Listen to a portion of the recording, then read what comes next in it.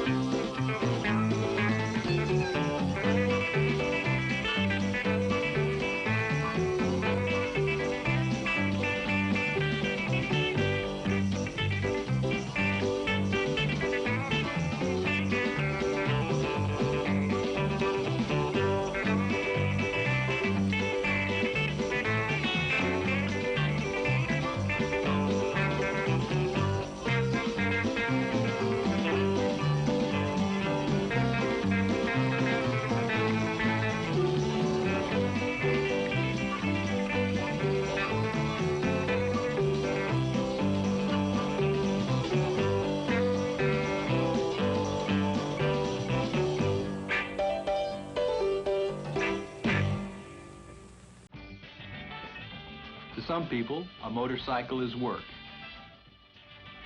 or a way to get to work, or a way to get away from it all to the solitude of the open country. A motorcycle is whatever you want to make it. Turn it on, you can give yourself a real thrill.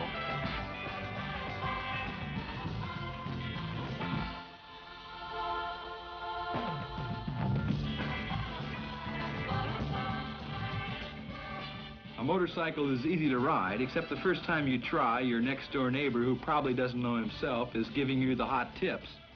Brake, clutch, shift, throttle, just simple coordination.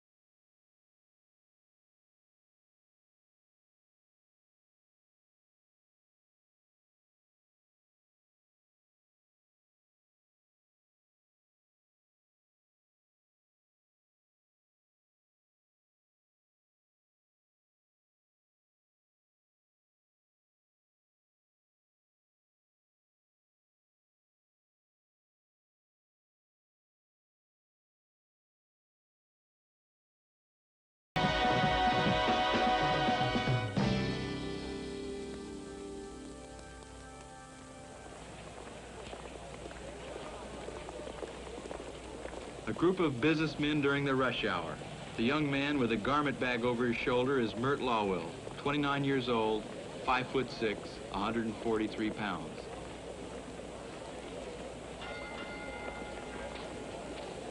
He's not a banker or an accountant or a salesman, but he is a professional man like the rest. His profession? Motorcycle racer.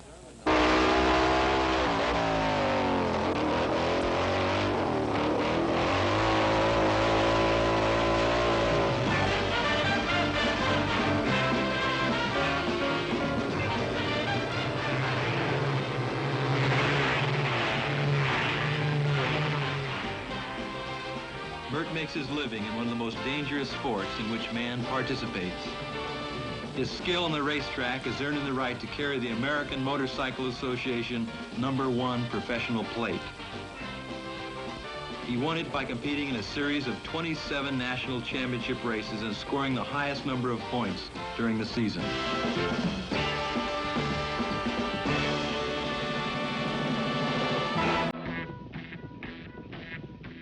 The speeds he hits are incredible. On the half-mile tracks, one of the races he rides, it's 100 miles an hour in the straights and 80 in the corners within inches of posts and guardrail.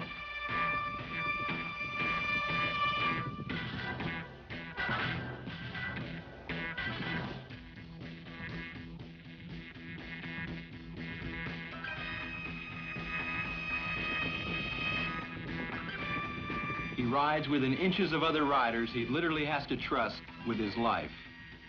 Professional motorcycle racing is a violent world.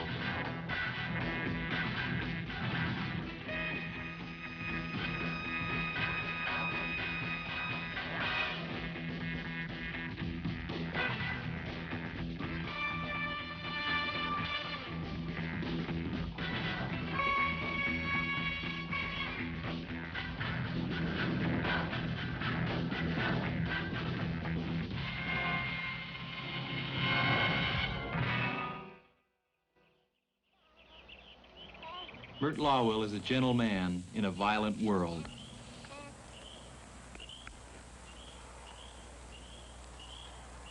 His job as a professional racer takes him on the road about 8 months of the year, following the national circuit.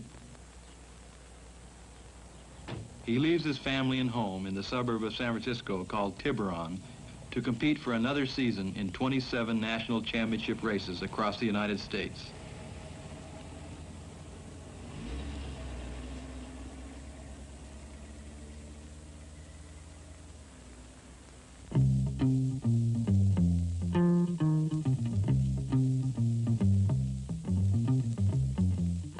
He and the rest of the pros pilot their machines off starting lines in 16 states. 80 horsepower engines and 300-pound machines. That would be like having 2,000 horsepower in your family car. To win the #1 plate, you have to ride 5 different kinds of races. They each take different machines and different riding techniques. There are several hundred professional AMA racers in the United States, but there's only about 15 who have the ability to win Mert's #1 plate. The riders are guys like Mert, definitely not the Hollywood image, but highly skilled professionals. Like Dick Mann, a former #1, Gary Nixon, twice #1, Gene Romero, Cal Rayburn. Most are small, around 5'6" or 5'8", and most are young, like Mark Brailsford, 20, Dave Smith, 21, Dave Aldana, 20, Don Castro, 19, Keith Mashburn, 20, Frank Gillespie, 22, Jim Odom, 23, Jim Rice, 23. Watching them in slow motion, they look almost casual in their actions, but they're doing over 100 miles an hour. Number 24, Jim Rice. Number 14N, the late Ken Pressgrove. They don't all make it through each racing season.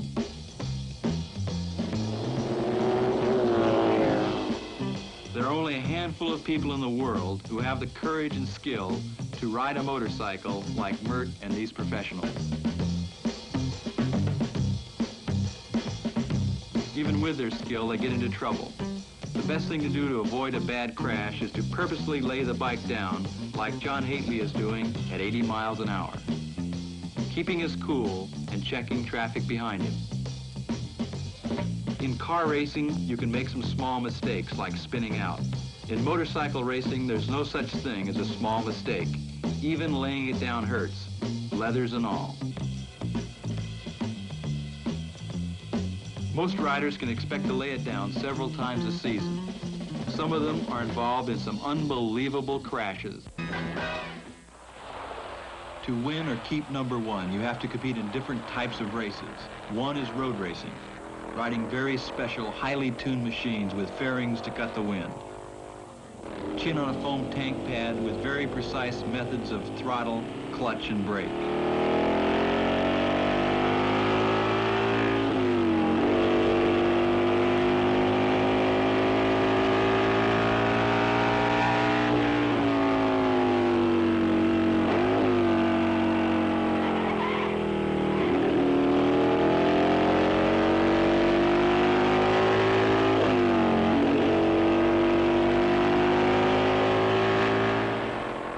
There are 5 road races in the early part of the season, from March to the 1st of June. Road racing is noisy, precise, and very exacting. It's also a graceful and beautiful.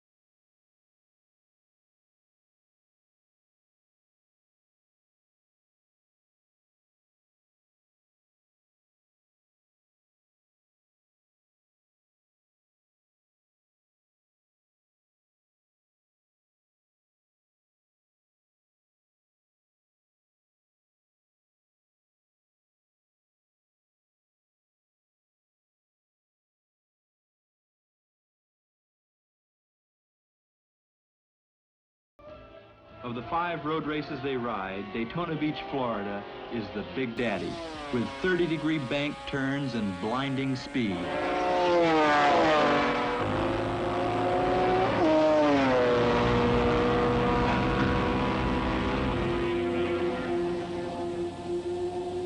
On the banks, there's so much centrifugal force, your suspension is completely bottomed out. Your helmet's banging around, your eyes are forced into their sockets, and your vision is blurred.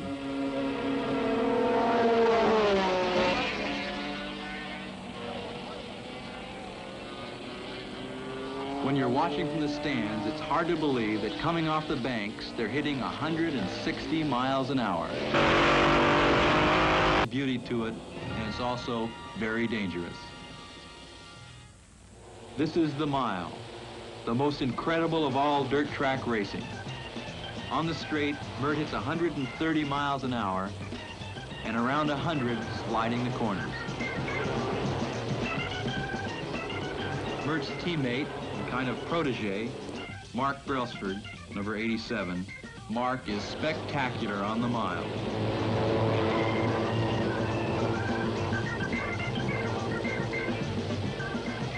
Most riders agree the biggest thrill of all is to sit up at the end of the straight and at 120, pitch it sideways.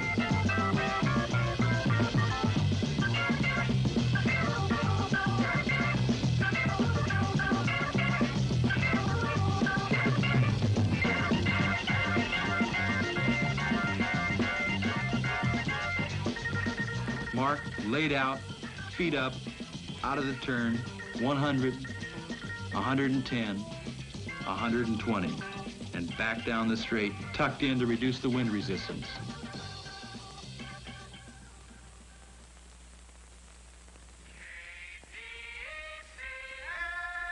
When Mert's not racing, he's working on his machines.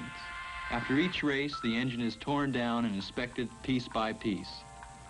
It's a lot more complicated than twisting nuts and bolts. For instance, each gear in the transmission is ground down by hand to save a few ounces of weight.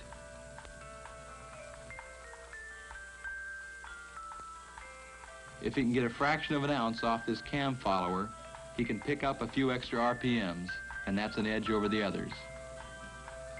He spends hours alone in his garage trying to figure out a way to improve an engine part.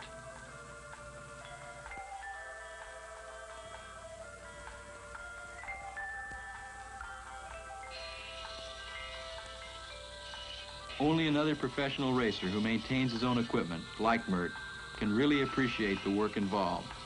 He spends over 1,000 hours a year working on his motorcycles.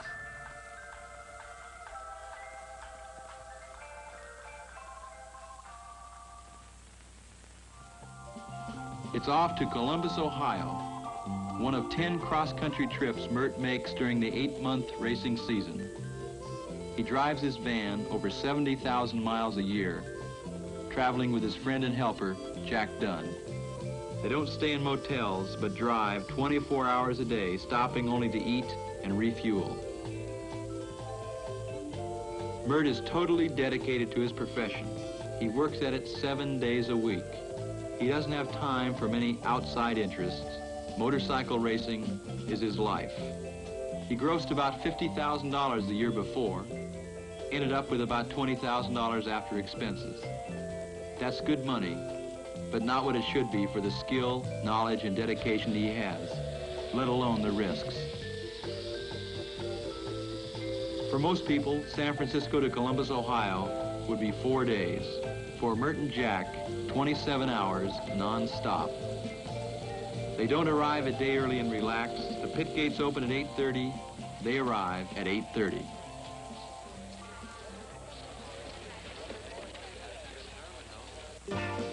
An hour later, after driving all night, he's on the track going sideways at 80 miles an hour.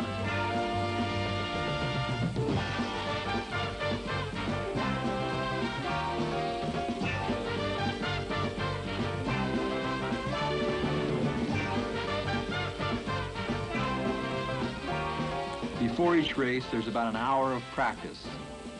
They aren't practicing riding, they're experimenting with frame geometry, gearing, and tires, most suitable for this track. There's a lot more to racing than holding the throttle wide open.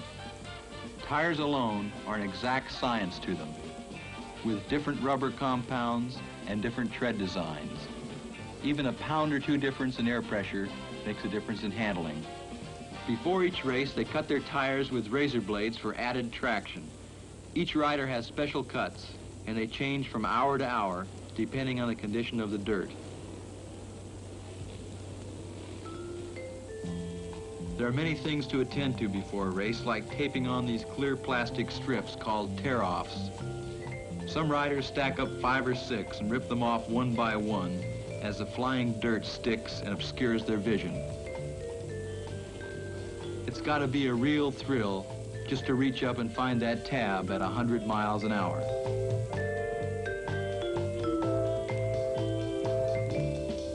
The last thing they strap on before a race is their steel skid shoe, custom made for each rider, with the shape of the bottom sliding surface varied to suit the rider's style.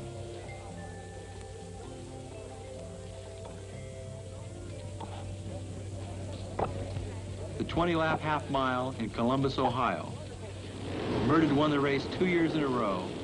A win today would put him in good shape to keep his #1 plate another year.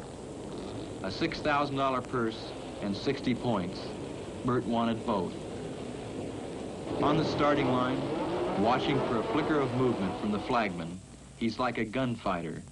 No show of emotion, not even a blink. Total concentration.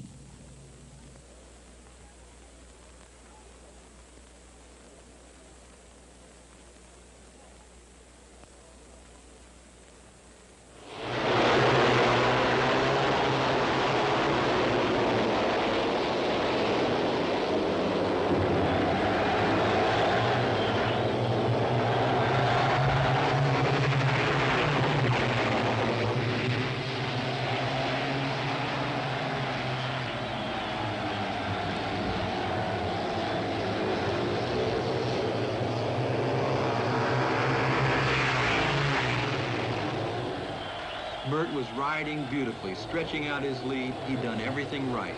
He'd chosen the right tire.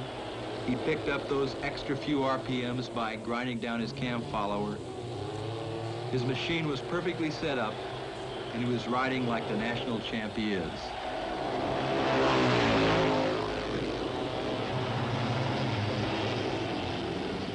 The crowd sensing victory and urging him on. On the last lap, the pack came around, but no Mert. Here he came in last place, out of the race with a broken throttle cable, a $2 part. It cost him the 60 points he needed, and his share of the purse, instead of several thousand, was $116. It was a pretty disappointing day.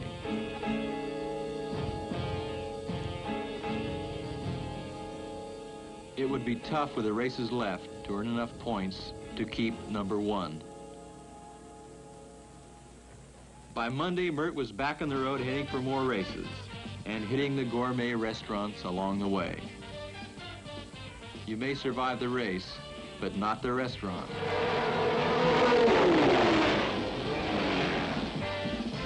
Mert went on to win 3 national races. He greatly enjoys the things that come with winning.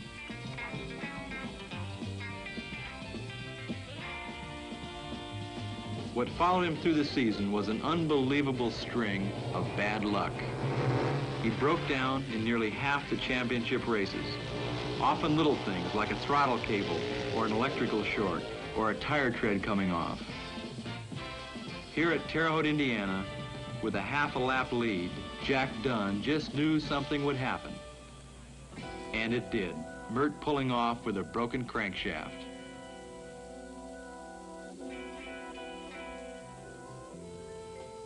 He'd brake, bounce back, brake again, race again, but now it was too late.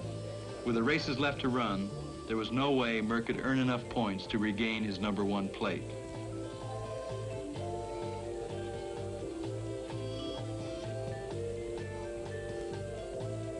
The plate he'd ridden 12 years to win and had 1 season he'd now have to give to someone else. There were 4 riders who had enough points to have a shot at ending up number 1. One was Mert's best friend, Dick Bugsy Mann, number 2, the veteran of the circuit. Not only excels at each of the 5 AMA events, but is highly skilled in motocross as well. There's no one who's more respected by his fellow riders and the fans than Dick Mann. On the BSA number 2, Dick Bugsy Mann. The second rider who could win the number 1 plate, one of the youngest, 20-year-old Dave Aldana, his first year as professional expert. David Aldana, the crazy kid from Santa Ana, California. Off the track, he's conservative compared to his action on the track.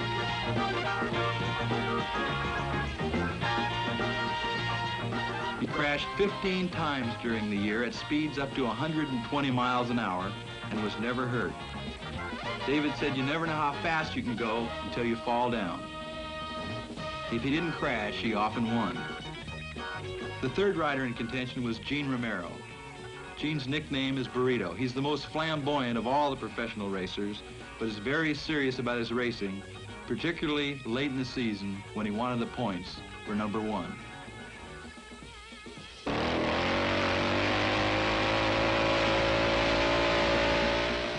I don't want to hurt anybody, but I just want to get out there and I got to get third no matter what.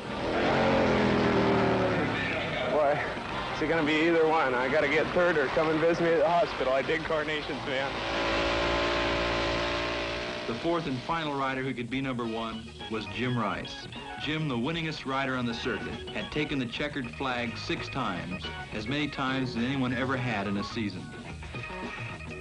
The number 1 plate would be decided at Sacramento, California in September.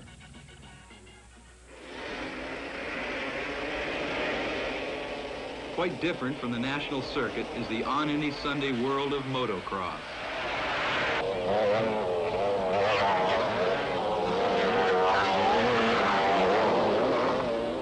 A motocross track is uphill, downhill, jumps, bumps, mud, rocks, and dust. The rougher, the better.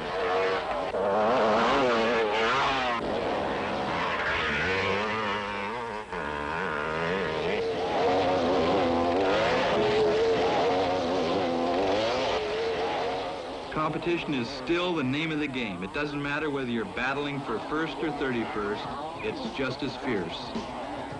Here's a classic confrontation for 10th place. The guy in the yellow figures he'll zap his buddy through the puddle and cover his glasses with mud and water so he can't see, and that'll put him behind. But his pal just threw away his $40 prescription lenses and passed him right back again on the corner.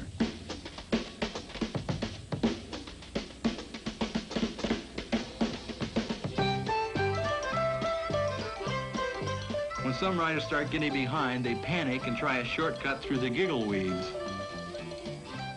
When they can no longer race, it's simple frustration.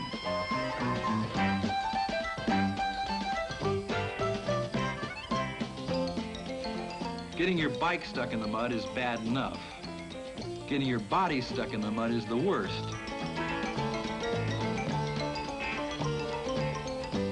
Especially when it's your girlfriend who has to dig you out.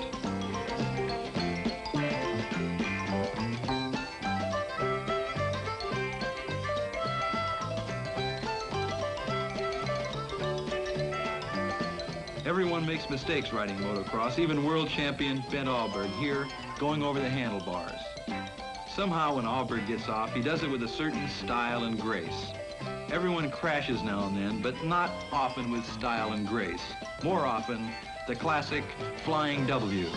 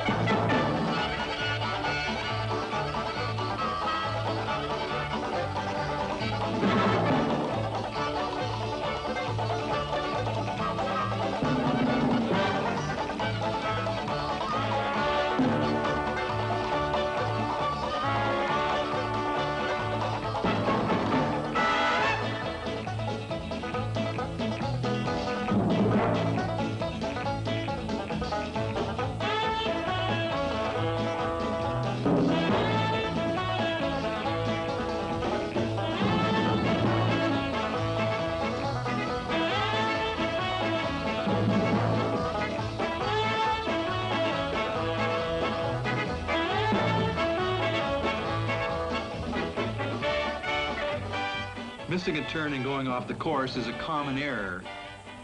The classic was this guy running 8th who cut the course and nailed his buddy running 3rd.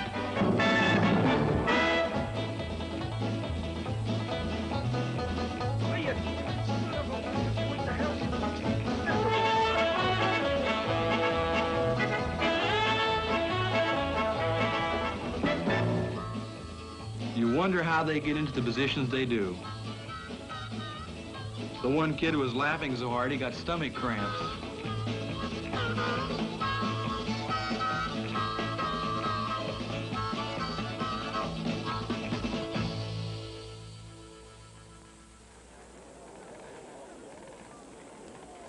Thousands of riders compete in motocross in the United States. One of them is Steve McQueen. On the starting line, he's not an actor out for a ride. He's 100% motorcycle racer.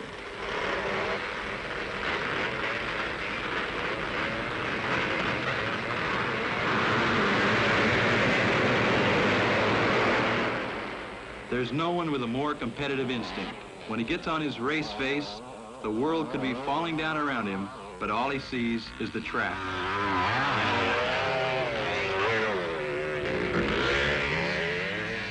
A $1 million body out there with the possibility of being used by someone for traction in a corner.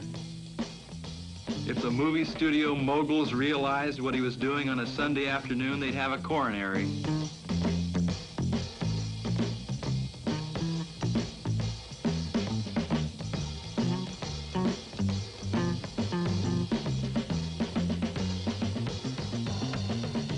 The two best motocross riders in the world are Ben Ahlberg, 500cc world champion from Sweden, and Joël Robert, 250cc world champion from Belgium. Joël Robert, number 17, is a national sports hero in Belgium.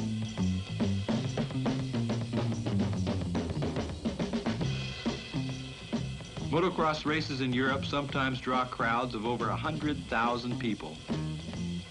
In Joël's home country of Belgium, fans have been known to lay on the track in front of other riders to help Joël win.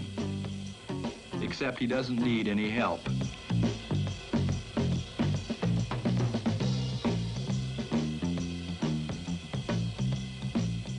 With the number 1 plate, Swede Ben Ahlberg, 500cc world champion. His riding skill is unbelievable, here using power to straighten himself out. Scientific tests have been made, and motocross was found to be the second most physically demanding sport in the world, following only soccer. After 30 minutes of racing, even a rider in perfect condition like Ben Ahlberg is almost totally exhausted. He's got maybe an hour to rest between races, then do it again, 3 times a day.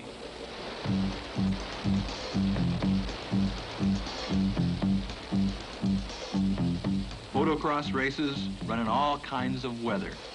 It's a race against the other man, but even more, it's man's battle against the course itself. There's a certain brutal beauty to motocross that you can only see in slow motion.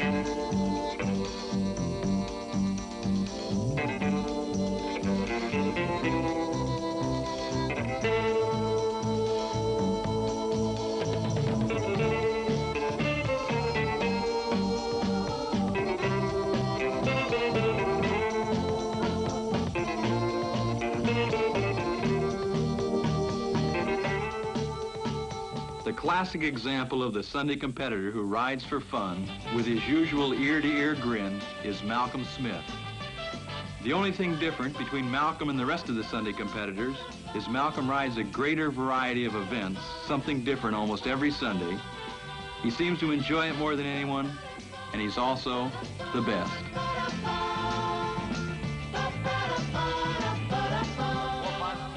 Back in 1968, when being interviewed by Wide World of Sports about his amazing performance the year before in the Mexican 1000, he didn't talk about how tough it was. Instead, typical Malcolm. Did you have any adventures during that 9 hours and something last year in this wild country? No, it was easy going down, but it was hard coming back. We had an old Volkswagen that a friend of mine drove down there, my co-driver this year, and we started back and it gave up on us, and we rode on a turtle truck with live sea turtles on the top of the turtles all the way for 5 days. On the top of the live turtles? Top of the live turtles. And it smelled very bad all the way back. On the starting line, most riders are nervous. Malcolm's usually got a smile. Of the many events Malcolm rides, he's particularly outstanding in the rugged off-road races like the Mint 400, a 400-mile race through the desert near Las Vegas. Like riding from San Francisco to Los Angeles through the roughest imaginable terrain and averaging 50 miles an hour. The race goes on night and day, and when it's all over and the other riders are almost in shock from exhaustion, there stands Malcolm in the middle of the night with a big grin. Malcolm is king of the Mexican 1000, a 1,000-mile off-road race down the peninsula of Baja California, Mexico. He goes so fast he should be in a class by himself. One year he drove a dune buggy to see what that was like and was running second before he broke down. Here again, at a pit stop, he didn't say dust, tough, tired. Instead, typical Malcolm. Look like you're having a good time, Malcolm. Oh, great. Lots of fun. See any incidents out there? Any problems? No. Turn around this way for just a second.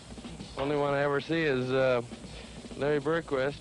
Yeah, they're up ahead of you still. Yeah, we know. We can't keep up with the motorcycle. He couldn't keep up with the motorcycle that year, but every other year, the lone dust cloud across Lake Chapala was Malcolm Smith and his motorcycle. He never failed to lead. One year he was 2 hours ahead of the next machine at the halfway point and rode the final 200 miles on a flat front tire. The rougher and tougher the event, the more skill and human endurance it takes, the better Malcolm likes it. As he would say himself, that was really neat. El Escorial, Spain, near Madrid, the site of the International Six-Day Trials, the ultimate test of man and machine. The Six-Day Trials is the Olympic Games of motorcycle sport, held for the 45th year. 348 riders from 16 countries have gathered to compete, among them Malcolm Smith. Here, getting his bike inspected and marked prior to the first day. Each part in the motorcycle is marked with a special paint. In 6 days of riding, no parts can be changed without being disqualified. Even internal engine parts are marked and the engine is sealed. The only parts that can be changed are control cables, chains, tires, and tubes. At 6:45 in the morning, the first of the riders get underway. They leave 4 per minute. The colors on their helmets denote the rider's country. Germans in white, Spanish in yellow, Italians red, English green, Czechoslovakians in blue, the Swedes with yellow and blue. Malcolm, number 242, would be starting on the 60th minute. Of all the events Malcolm rides, this is the only one he takes very seriously.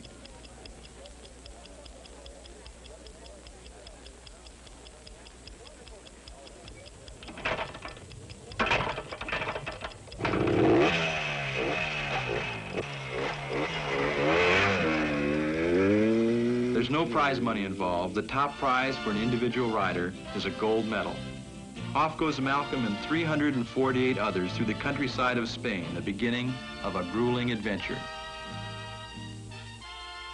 The concept of the event is quite simple: to ride about 200 miles per day for 6 straight days and keep on a prescribed time schedule. The trouble is, none but the best can keep up the time schedule, and these riders are the best in the world. It's an honor just to be selected to ride the 6 days.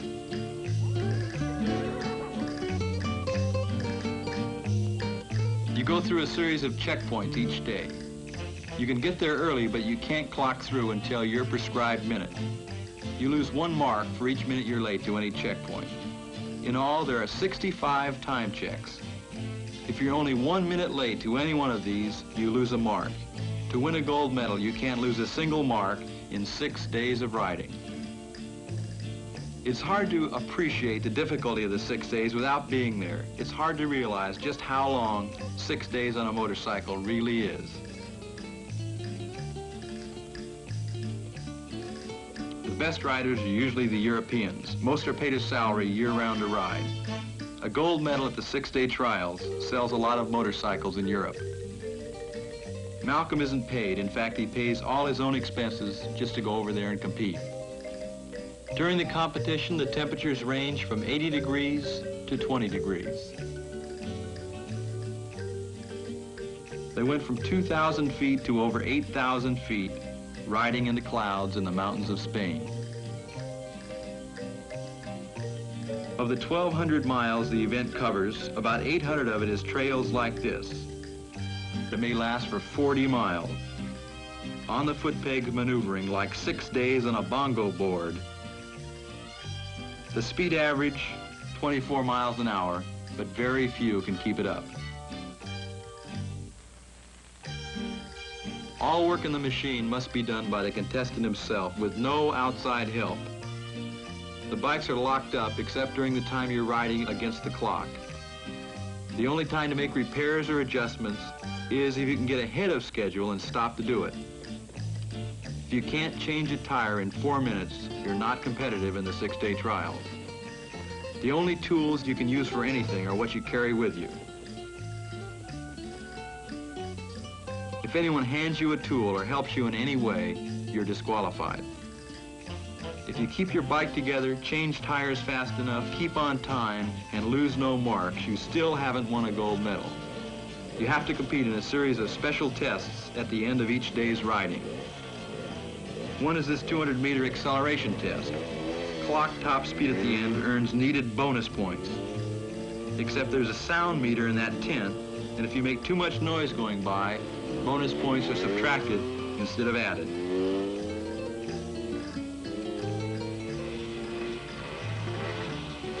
Another special test at the end of each day is a 5-mile timed cross-country loop, sort of a motocross against the clock. The fastest times earn the most bonus points. And to earn enough bonus points for a gold medal, you have to be in the top 30%. The motorcycles have mufflers and lights, which are under the number plate. And you can be stopped at any time and have your light checked. If it doesn't work, you have to stay there until you make it work. In the special test, Malcolm has to go fast, but not too fast. He's got to save the machine. He's got to save his body. There are more days to come.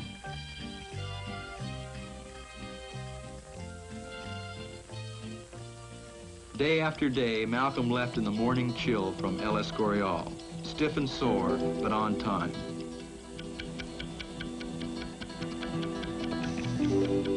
Each day, he left to do battle with the clock and the elements of Spain. Mostly fatigue in his face, but on time.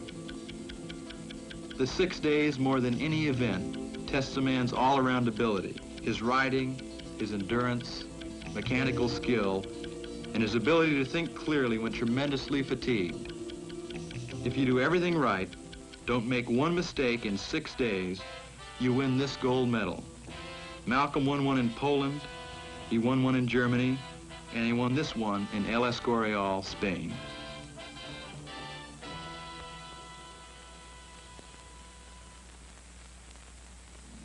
Back in the United States, what's Malcolm do? Heads for another motorcycle race with his friend Steve McQueen. The event is the Elsinore Grand Prix. 1,500 motorcyclists line up in the main street waiting for the start.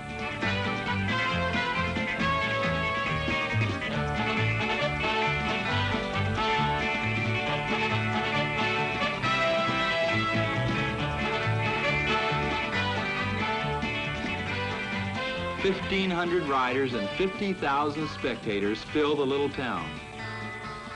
It's a 100-mile race through the streets of the city and into the foothills outside of town. The average age of the 2,000 Elsinore residents is 60 years old, and it's the only town in America that welcomes such an event. The residents love it, and so do the riders.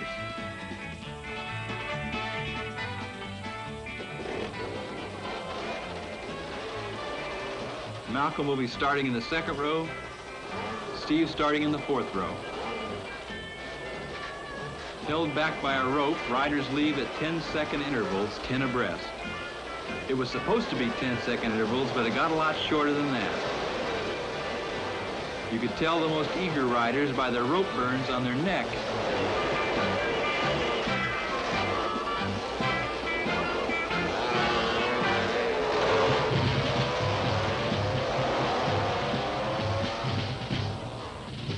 By the time the race was 2 miles old, Malcolm passing the last rider and taking the lead. It had rained a few days before, and there was a big puddle. As the pack came thundering through, the water puddle turned into a mud puddle. Then it turned into a mud hole. The first 200 riders made it through, but for the 1,300 yet to come, it was all stop.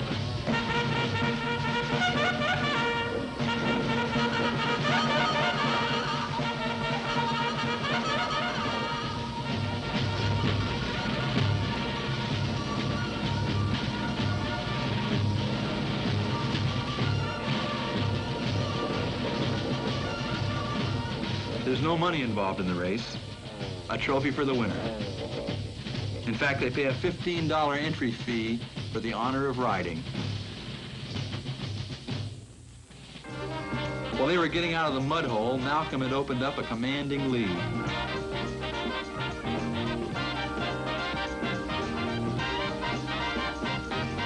Malcolm rides so smoothly and effortlessly, he doesn't appear to be going very fast. He is. There's 1,499 riders behind him. When he came back through town at the end of the first lap, he was so far ahead, there were no other riders in sight.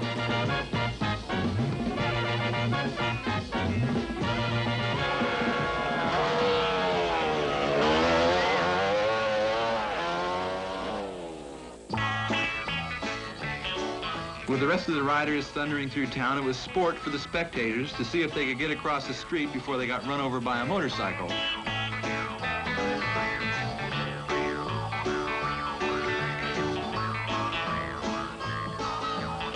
Everyone rides Elsinore. If there's one event you ride a year, it's usually the Elsinore Grand Prix. People of all ages, girls, the pig farmer from Murrieta. There's only about 200 riders who are seriously competitive. For the rest, it's a great Sunday adventure. Doing wheelies through town to dazzle their friends, bouncing off any object in sight, missing half the corners, and ripping out 10 miles of banners and dragging them back through town. The people of Elsinore can't believe what's going on in their town.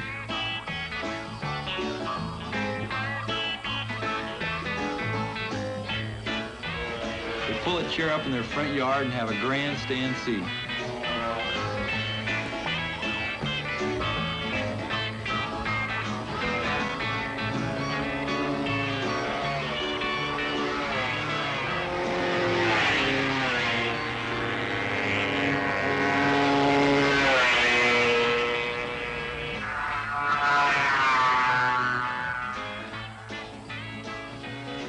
Number 48, Steve McQueen, entered under the name of Harvey Mushman, but it didn't take long for the spectators to figure out who number 48 really was. She was dazzled, but her husband wasn't too impressed. Yeah, I could do that.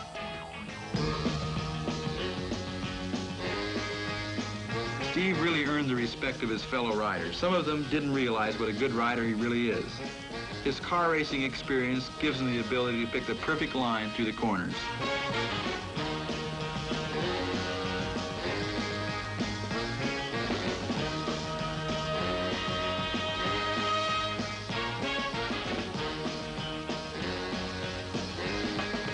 In a subsequent Elsinore race, Steve crashed, broke his foot, got up and finished 8th, broken foot and all.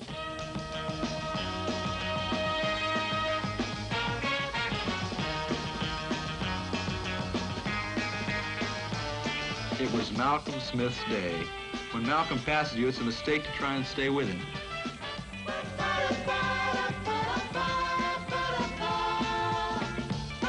In the lead, but still time for a wave to a friend beside the course.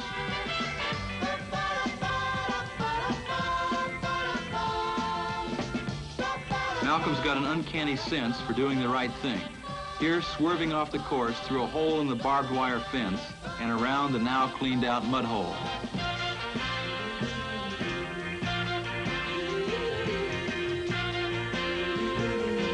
Back through the fence again without missing a beat and passing 6 guys in the process.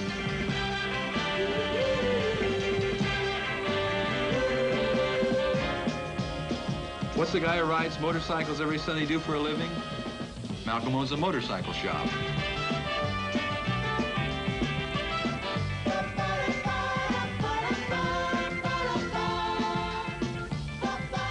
In 10 laps, Malcolm passed 7,000 riders, some of them 3 times. Malcolm almost never makes a bobble or a mistake. It's about 200 feet down off the side of the road.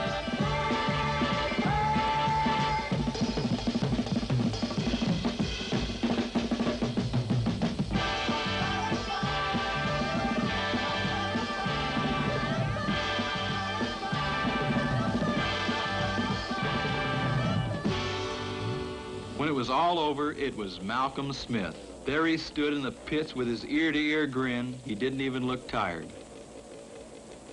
Steve turned in a great ride, finishing 10th overall, riding against the best riders in the country for this kind of event. Every time I start thinking the world is all bad, then I start seeing some people out there having a good time on motorcycles. It makes me take another look. No, it was good fun.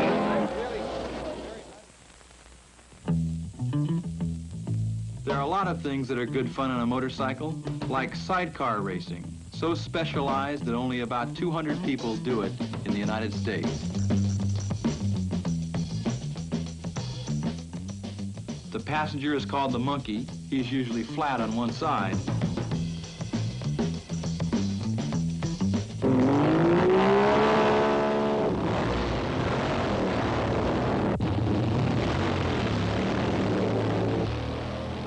Motorcycle drag racing is another highly specialized form of competition.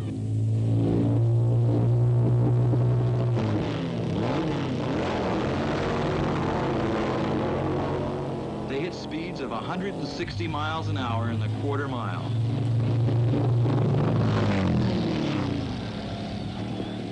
Before they leave the line, they burn in their tires to get them hot and sticky for better traction. This guy was going to donate his lungs to the Mayo Clinic. Special machines and riders who usually specialize in nothing but drag racing. It's won or lost in 1/100 of a second at the finish or even at the start.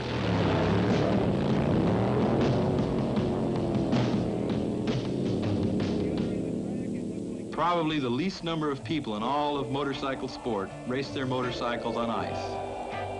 Quebec City, Canada is the site of one. The fans try to stay alive in the 10-degree below zero weather.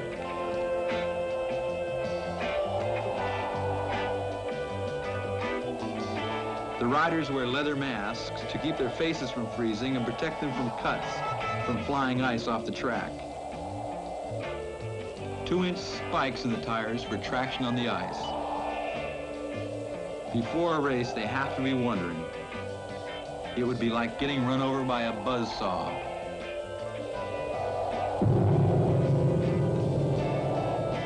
If you go down, the main thought is to get off the track because there's more buzzsaws coming. This guy set a world record for a 20-foot crawl on his hands and knees. They hit tremendous speeds on this half-mile ice track, 22nd lap times averaging almost 80. Absolutely no wheel spin with those spiked tires. They ride with different styles, some foot down, dirt track style, others slide on the knee on a hockey pad. There's only about 50 or 60 people who ice race in North America and only a couple of big ice races a year. It's popular in certain parts of Europe, especially Russia. Ice racing in Canada, 10 degrees below zero in the middle of a snowstorm.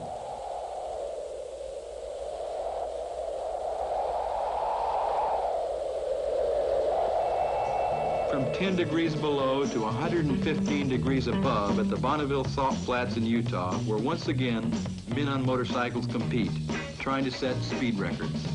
Once a year they have Speed Week for motorcycles. There's about 200 different classes, and anyone with a two-wheel machine gets into the act. Some of the bikes are a little strange. This guy had a 60 horsepower skateboard and steel kneecaps. Some guy got an old bomb and put a motor in it. Didn't handle very well. From the backyard specials to the exotically engineered and computer-designed streamlined bikes. There was a fellow named Cal Rayburn, a professional racer, who was going to make an assault on the motorcycle land speed record of 250 miles an hour. He was going to drive one of those slide rule super-engineered specials. He lost a little faith in the computers and engineers when he got in and found out an interesting thing. He didn't fit.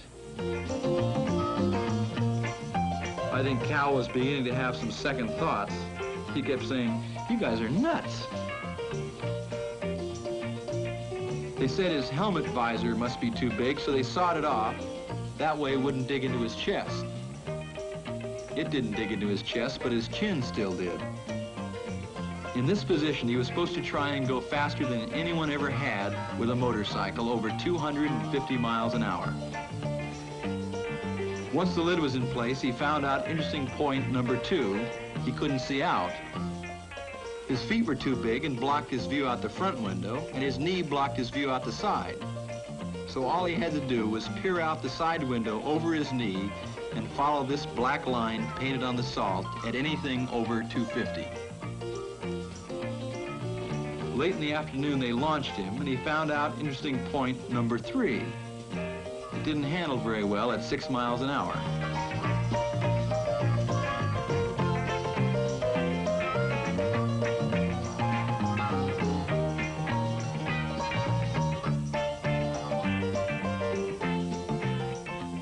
He kept saying, "You guys are nuts," but he was driving. After a week of trying and crashes from 6 to 206, Calvin finally set a new motorcycle land speed record of over 265 miles an hour. The steering changed with the speed. Under 100, turn right to go right. 100 to 200, turn left to go right. And over 200, back to normal again.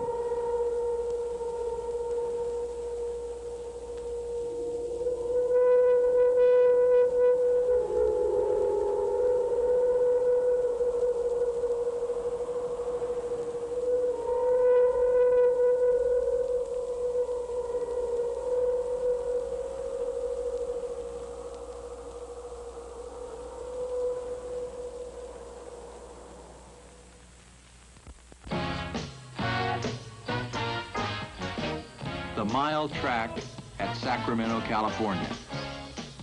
This is where the number 1 plate will be decided.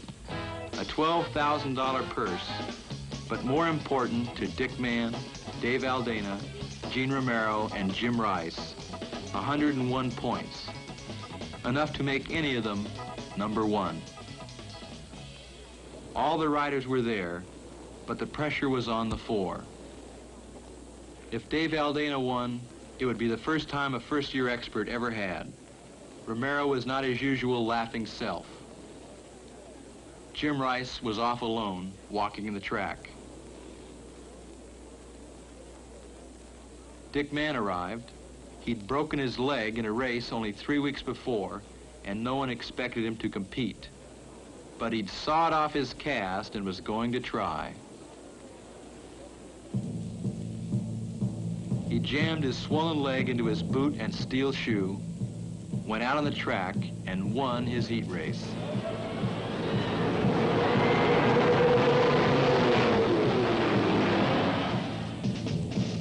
Mert won the second heat, Gene Romero the third, with Dave Aldana transferring to the point-paying main by finishing third in his heat. The first 4 riders in each heat transferred to the main event. Jim Rice, number 24, playing it cool in the final heat and transferring. After the finish, at 120 miles an hour,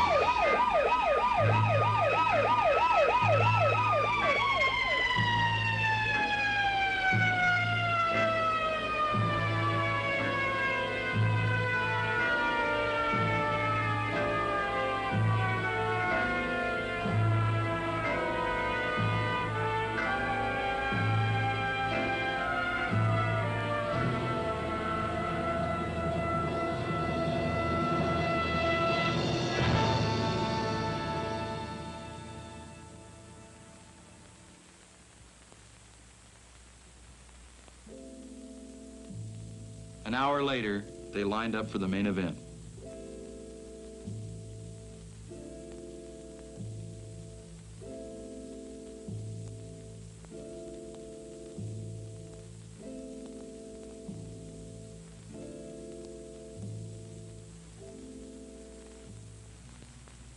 Jim Rice was getting out of the ambulance and was going to try and ride the race. Jim Rice walking out, and he'll be back in action. in a lot of pain with a bandana covering his broken nose. Jim quietly took his place on the line with the rest. Number 24, Rice. Number 3, Romero. Number 38, Aldana. Number 2, Dick Matt. These are your 4 contenders.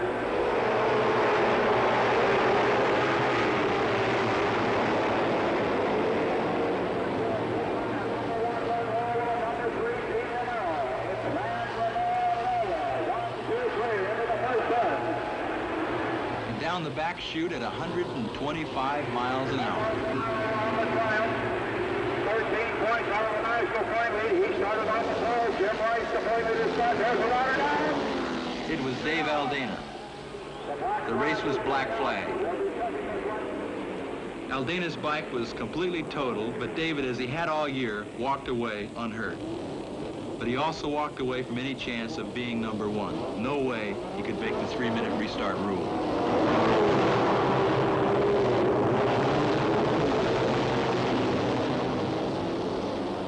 The restart was a carbon copy of the first. Mert in 4th, working his way back to 3rd. Romero 2nd, Mann 1st. And there goes Romero to the inside and takes up the lead at the end of the chute on turn number 3. And Romero again getting by Dick Mann at exactly the same place. Jim Rice running in last place. 1 mile completed. 10 laps later, the field spreading out, Romero further ahead and Rice dropping further back, his bike running poorly, and Jim just too physically shaken to be competitive. It's amazing he tried to ride at all. On the 20th lap, Dick Mann pulled in. He'd caught his shoe in a hole and was in too much pain to continue. For him, that's got to be a lot. Mert hung on to Romero's tail for the first 20 laps. And then, as it happens so often during the season, smoke began pouring out as his engine went south. It was Romero's day, 50 laps, wire to wire. His father cheering him on, a beautiful ride, the checkered flag, and Gene Romero, the new number 1.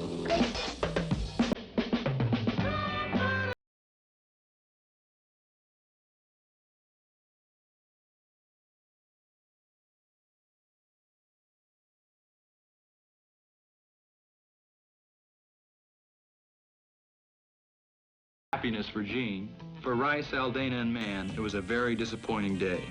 Rice was lucky to be alive.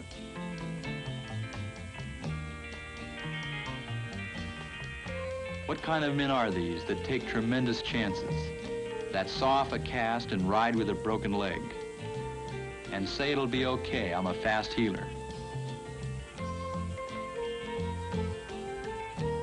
Why do they do it? There's no answer to that. If you ask them, they say simply, because it's what I like to do. For Mert, the day at Sacramento had been a mirror of the season.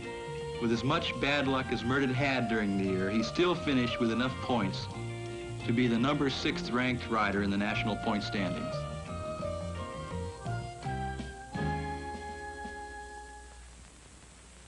Let's see what's happening in the rest of the motorcycle world.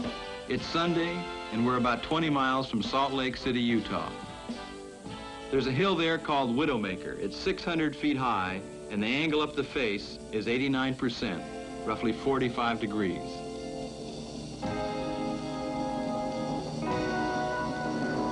It's the site of the annual Widowmaker Hill Climb.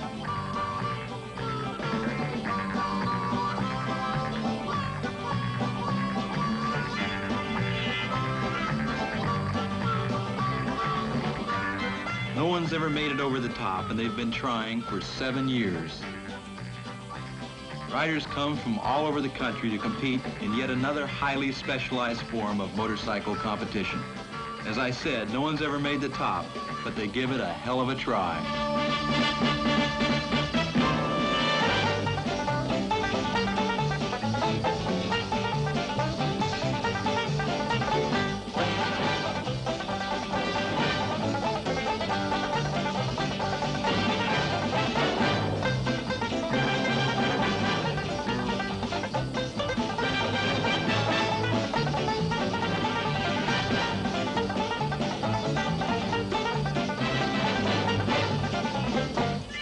bike stops is where the measurement is taken, so they get some bizarre push-off techniques.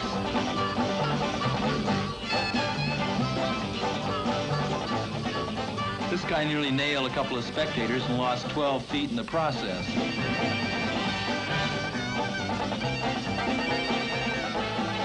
That's a whole lot better than losing 387 feet.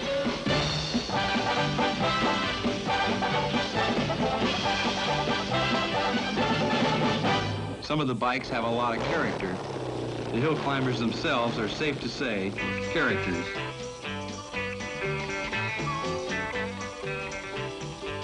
There was the mortician from Waukegan who thought hyperventilation was the answer.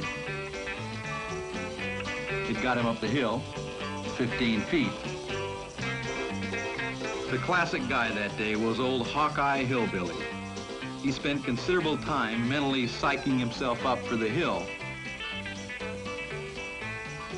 Didn't know whether that was his number plate or a traffic citation.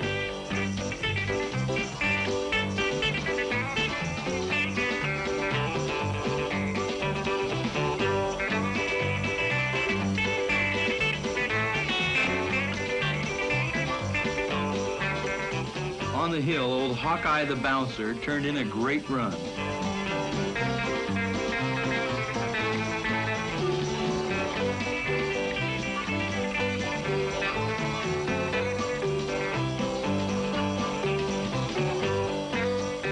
Only about 50 feet short of the top.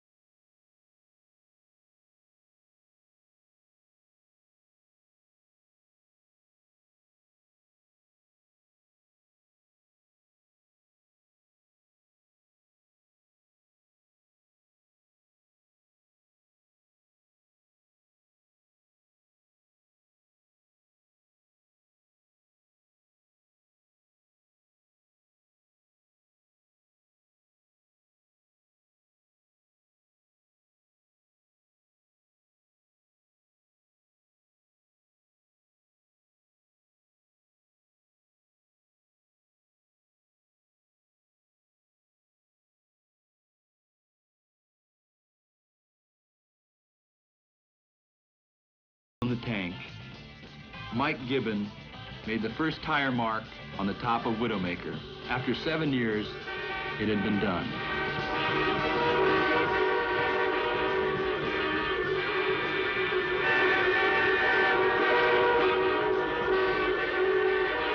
He got a big trophy, and the local Lions Club gave him $100 to help him pay expenses back to Oregon.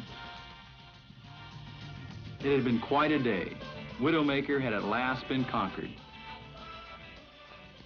Malcolm got 100 feet further up the hill than any other stock bike, finishing third against the special hill climb machines.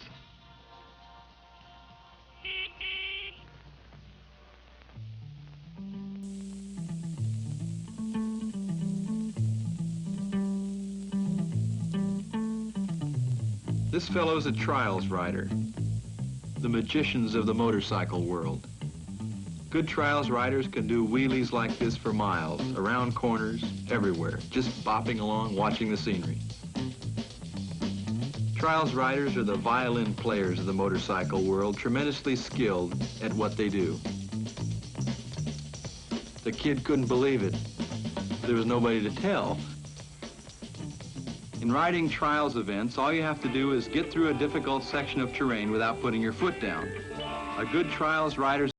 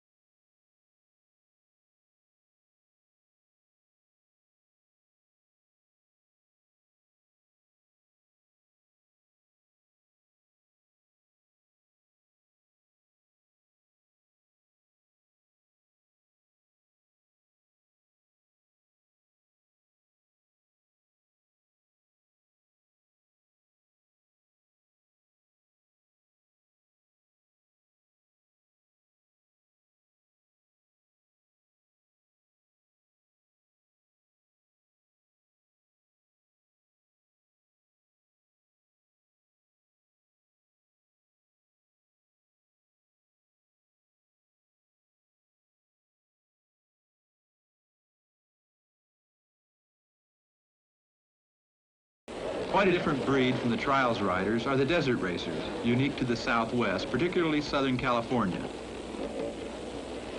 There's even a group of girls called the Desert Daisies who race in the desert. A great variety of people from all walks of life gather each Sunday to race.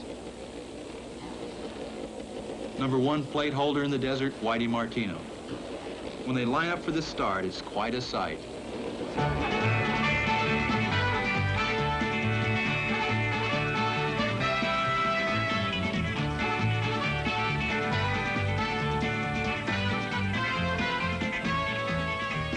Down there on the line are doctors, lawyers, carpenters, plumbers, engineers, salesmen, students, anyone and everybody.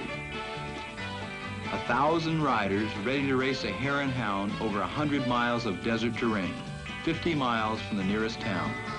This scene takes place every Sunday of the year with starts from 500 to 2,000 riders. The prize? A trophy for the winner and the satisfaction of knowing they did it for the rest.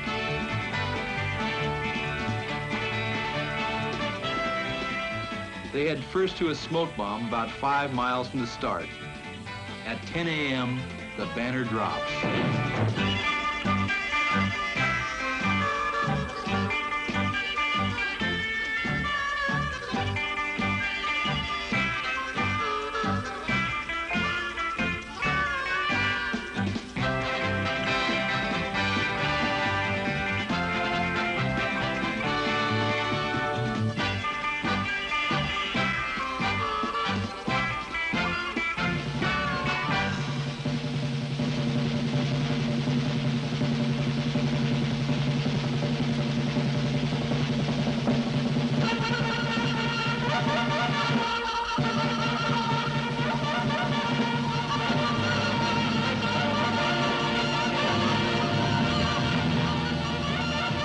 About 10% never make the first 5 miles to the smoke bomb. It's a cross between a race and a war.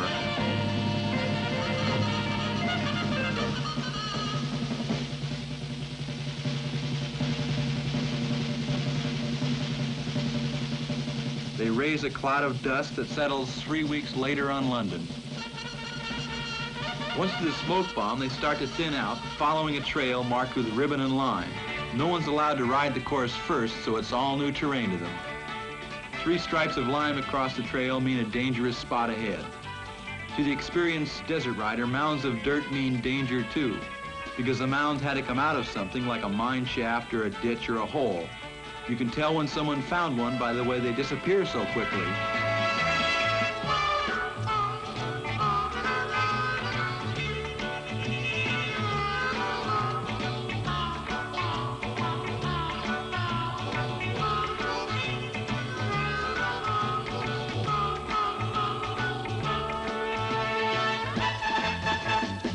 It's 100 miles of uphills, washes, brush, sand, cactus, downhills, and rocks.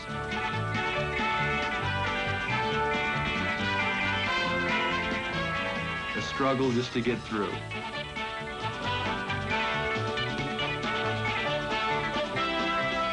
But the biggest hazard to a desert racer is another desert racer.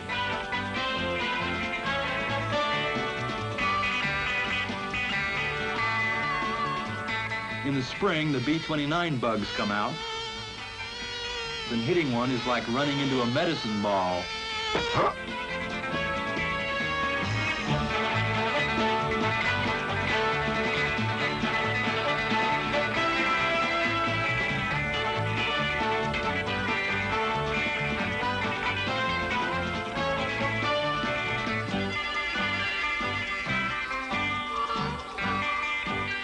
Desert racers are good people. There's even a guy who rides the desert with his dog. There's a rug in the tank the dog hangs onto. He's got claws like an eagle. Their pit stops are kind of unusual.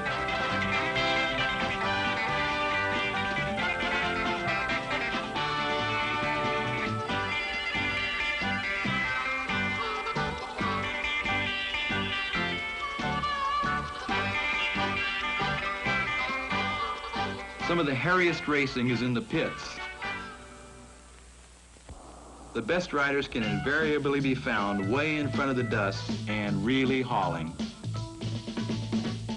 Here, J.N. Roberts, one of the really great desert racers.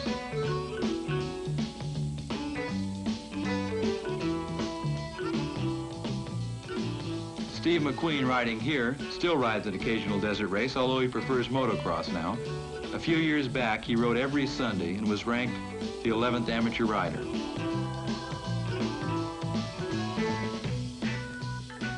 And here, Malcolm Smith. He rarely rides the desert, says he doesn't like the heat and dust. He's ridden about 12 desert races in his life, and he won 6 of them. The other 6 he broke down. King of the Desert and #1 plate holder, Whitey Martino. There's a great deal of skill involved, not just riding, but reading the terrain. This is the way it looks to Whitey, weaving through the pucker bushes at 60 to 70 miles an hour. You don't go straight, but it's almost like a slalom through the bushes. If you hit a bush, it's an instant endo. After battling your way through sand, rocks, turtles, bugs, and mine shafts, you'd expect the finish to be exciting. The finish of a desert race is like the finish of no other race. It's just over. There's usually about 100 people watching, and they're waiting for somebody else anyway. Desert races are a very personal experience. No spectators to cheer you, but a great personal satisfaction in knowing you did it.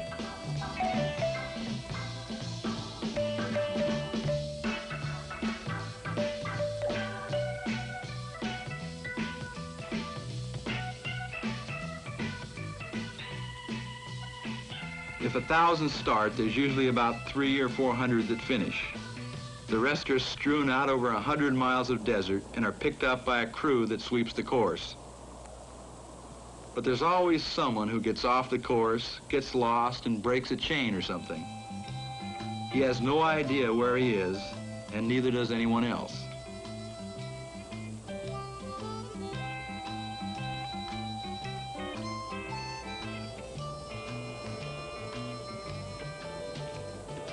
The Desert Racer's Handbook says, build a fire.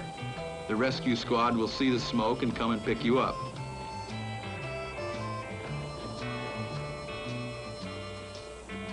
Desert racers don't lean toward tinder and the one-match fire. It's high test and a pucker bush for them.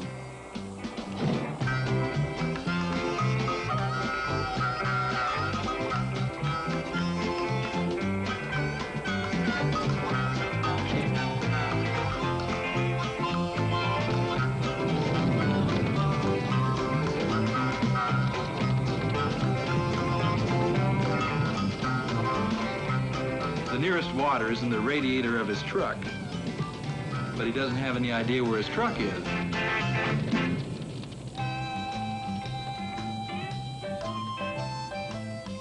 That's a $1,000 signal fire.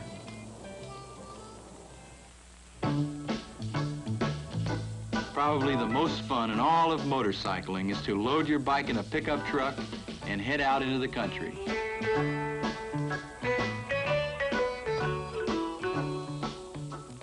The pressure of racing over, it's time to relax and have some fun. Malcolm, Steve, and Mert all like to race, but they think this kind of riding is the most fun. It's called cow trailing. If your friends aren't paying attention, how can you resist?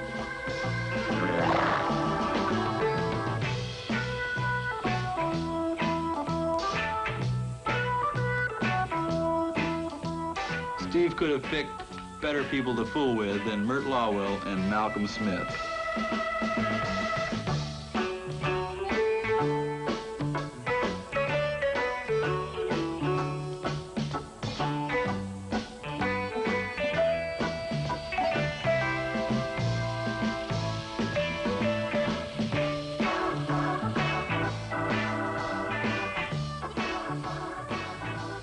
There's something about going riding